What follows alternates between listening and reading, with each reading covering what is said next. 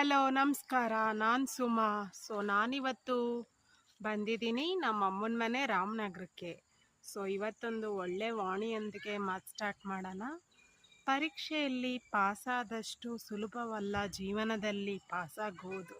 ಎಷ್ಟೋ ಬಾರಿ ಒಳ್ಳೆಯ ಮನಸ್ಸು ದುಡ್ಡಿನ ಮುಂದೆ ಸೋತು ಹೋಗುತ್ತದೆ.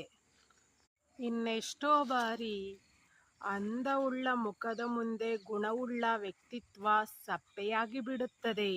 ಅದೆಷ್ಟೋ ಬಾರಿ ಸಂಸ್ಕೃತಿ ಉಳ್ಳ ಹೃದಯ ಪ್ರಭಾವಿ ವ್ಯಕ್ತಿಯ ಮುಂದೆ ತಲೆ ತಗ್ಗಿಸುತ್ತದೆ. ಇದು ಕಲಿಗಾಲ. ನೀನು ಬೇಡ ಬೇಡ ಅಂತ ಬಿಟ್ಟೋಗಿರೋ ವ್ಯಕ್ತಿಗಳನ್ನು ಮತ್ತೆ ಮತ್ತೆ ಮಾತಾಡಿಸ್ಬೇಡ. ಯಾಕಂದರೆ ಅವರು ನಿನ್ನನ್ನು ತುಂಬ ಕೀಳಾಗಿ ನೋಡ್ಕೊಳ್ತಾರೆ. ತೋರಿಕೆಗೆ ಯಾವತ್ತೂ ಒಳ್ಳೆಯವರಾಗಬೇಡಿ. ಯಾಕೆಂದರೆ ಕರ್ಮ ಅಂತರಾತ್ಮದ ರೂಪದಲ್ಲಿಯೂ ನಿಮ್ಮನ್ನು ನೋಡುತ್ತಿರುತ್ತದೆ. ಎಲ್ಲ ಪೂಜೆ ಪುನಸ್ಕಾರಗಳ ಸಾರಾಂಶವೂ ಇಷ್ಟೇ. ಒಳ್ಳೆಯವರಾಗಿರುವುದು ಇತರರಿಗೆ ಒಳ್ಳೆಯದನ್ನೇ ಬಯಸುವುದು. ಇದು ಸ್ವಾಮಿ ವಿವೇಕಾನಂದರ ವಾಣಿ. ಆ ವ್ಯಕ್ತಿ ಒಳಗಿನಿಂದ ಸಂಪೂರ್ಣವಾಗಿ ನೊಂದು ಬೆಂದು ಬಡವಾಗಿರುತ್ತಾನೆ. ಪ್ರಯತ್ನವೆಂಬುದು ಬೀಜದ ಹಾಗೆ. ಬಿತ್ತುತ್ತಲೇ ಇರಿ.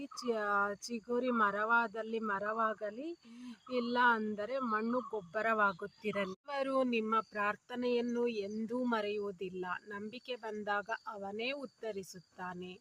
ನಂಬಿಕೆ ಇರಲಿ, ಆತ್ಮವಿಶ್ವಾಸವಿರಲಿ ಮತ್ತು ಉತ್ಸಾಹವಿರಲಿ. ಧನ್ಯವಾದಗಳು.